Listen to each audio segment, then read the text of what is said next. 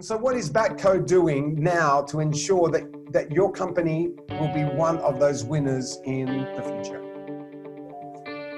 Well, hi, Philip. Hi, everyone. Thanks for having me. I want to take just a couple of seconds to give you an idea of what BATCO is a group.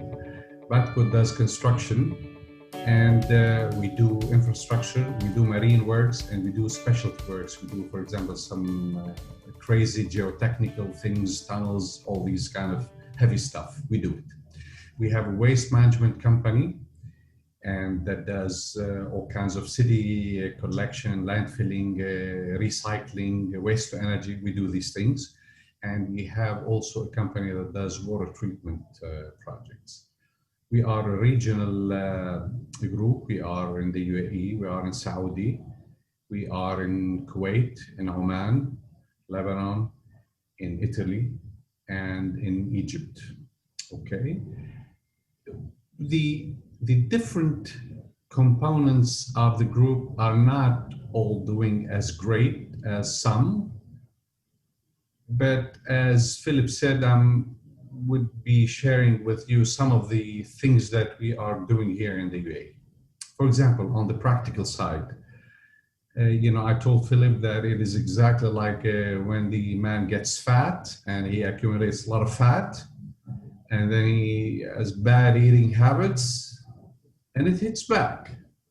It's exactly what happened. Hopefully, we have tried to dodge the bullet. We have very swiftly restructured our business model in the UAE, extremely swift, without taking any time at all.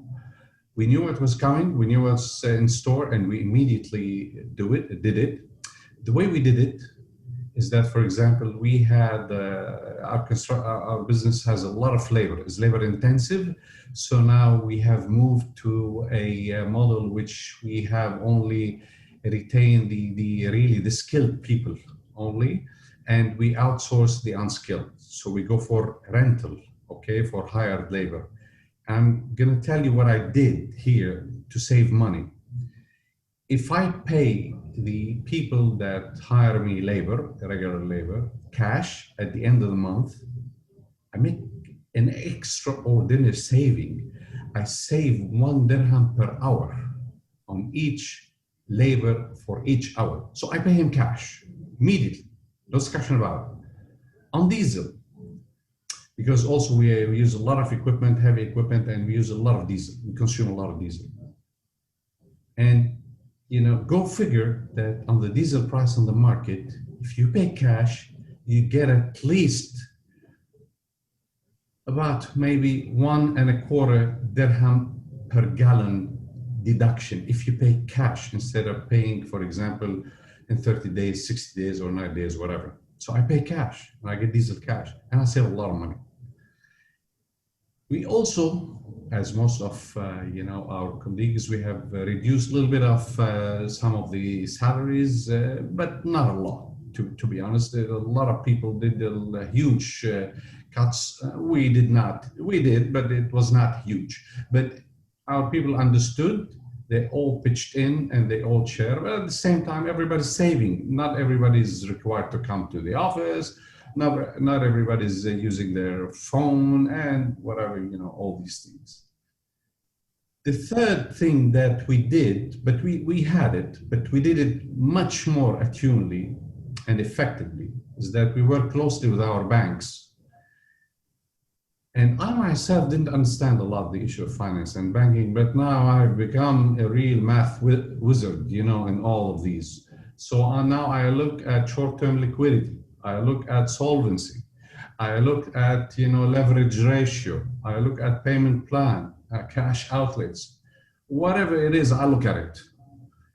It was a very bad thing that I had to get involved in, but it seems that, as the people and the management of the company got really involved into this, so we know exactly what to pay for first so that the site never stops, so that this supplier always gets the money so that it doesn't stop us on site and this and that. We have improved our cash flow. we have improved our billing. I mean, I was surprised. I thought that we would be billing less on our sites. For some reason, we have billed more. And it seemed that because of the way the money was really directed toward the people that needed it and that they had absolutely in these COVID-19 times to provide the material and to provide whatever, the service. And mainly it was material that had to be driven as fast as possible. And I was able to pay him. And we got good bills. We're happy. Our banks are happy. And there's one thing that we know that it works for us, for our group. Okay, we've tried it many times, but the way it works for our group is that we work on project finance basis. We don't get a lot of general finance facilities. We tried it before; it was not good. So now any project that is not bankable, I just don't touch it.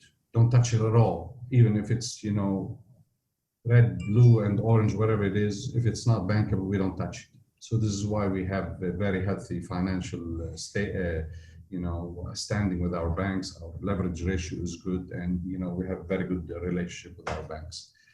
And the second chapter is that what we did, and we have done one project in